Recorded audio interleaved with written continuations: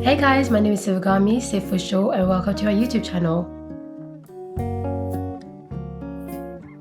So in today's video, I'll be doing a book review, which is The Woman in the Window by a.j.finn.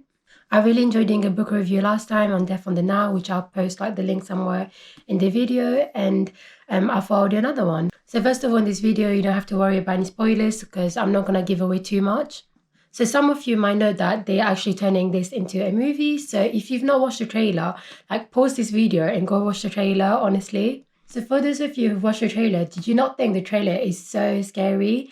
Like honestly, for me, it took a moment. Like I remember watching it like right after I finished the book, and I thought, right, there's no way am I watching this movie by myself. Like it looks so scary. Then I thought, wait, hold on. Like I know the ending, and it's not even that bad. The studio that brought out that's bringing out this movie is the same studio that brought out Gone Girl. So it explains like that suspenseful, like dark thriller vibe that you get from the trailer. And the movie initially was meant to be released last year. However, there's been some delays, and apparently it's going to be released this year on Netflix. So first, let me give you some background to the book. So basically, Anna, she is in her mid-30s, and she lives alone in this big, beautiful modern house in New York City. And she basically suffers from agoraphobia. And she is, like a child psychologist. She's married, and she also has a little girl. So due to some tragic event, she suffers like severe anxiety, where she's scared like to go outside or like face big crowds. So for about 10 months, she just lives indoors. She never goes outside, and she doesn't have much to do. So she consumes a lot of alcohol, and she basically stalks her neighbor from, the window. Hence why this book is called The Woman in the Window, because she likes to like pry into like her neighbors' lives and what they're doing. However, one day she actually witnesses this crime, and she hears this like frenzied scream.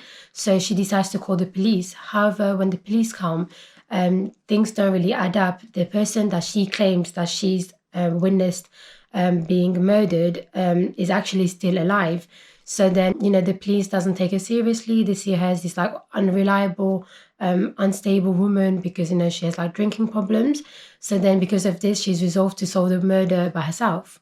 So I don't know if you guys have noticed already, but there are a lot of similarities between this book and The Girl on the Train. So both protagonists, they are both, women. They are both always like most of the time drunk.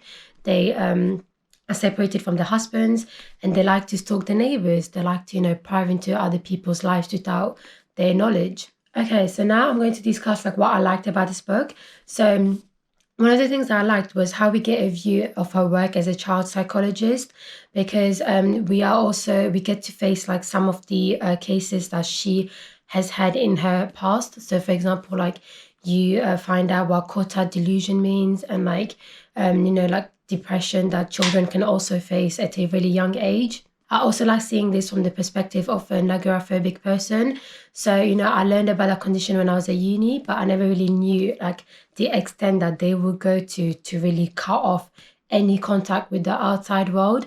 And I've never seen that in a thriller, which I think makes this book interesting. One of the things I liked about this book that I know some people didn't is that initially the book is quite slow. So, she talks a lot about her routine, what she sees, what she does, and it truly gives you like that notion of how lonely she feels, which I really like because I think it gives you the tone of the book and the setting. And personally, this is what hooked me onto the book because I wanted to know more, like find out why she's the way she is.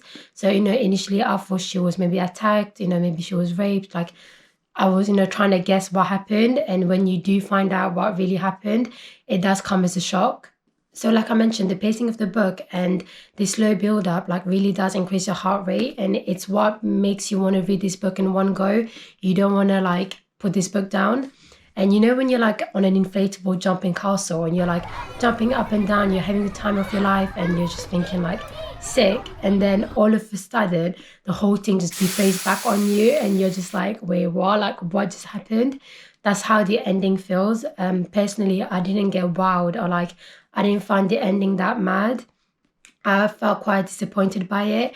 And I'm quite surprised that they've picked this as a thriller, but at the same time, I'm not because, as in like what I meant by thriller, I mean like movie, why they've decided to turn this into a movie. Because when you watch a lot of thrillers, it's like that. It's like throughout the whole thing, you just keep getting like jumpy. And then at the end, one big thing happens and then it's the end. And I felt like it was kind of the same with this book. Don't get me wrong, 3/4 in, you do find out something that is like really shocking, and I really wasn't expecting that. And I think compared to that, the ending then comes, like it's kind of like not as good as what you find out like 3/4 into the book. Also, some of the elements in this book, they are quite repetitive throughout like loads of thrillers. So for example, her being a drunk woman, witnessing something that no one else saw, also being a psychologist. And these are things that you do really see in a lot of thrillers, which I don't know, it's kind of like what gets you drawn to the book, but at the same time, it's just a bit repetitive and boring. Also, a few things that I didn't like about the book, like personally, is the fact that like, I mean, the protagonist Anna, she really likes watching like old movies, like black and white old film, which okay, like it is different, but then she goes into a lot of detail about it sometimes, and I have no idea what she's talking about. She talks about the main characters, and like she like repeats some of the lines they say, and I'm just like, I have no idea which like what she's on about.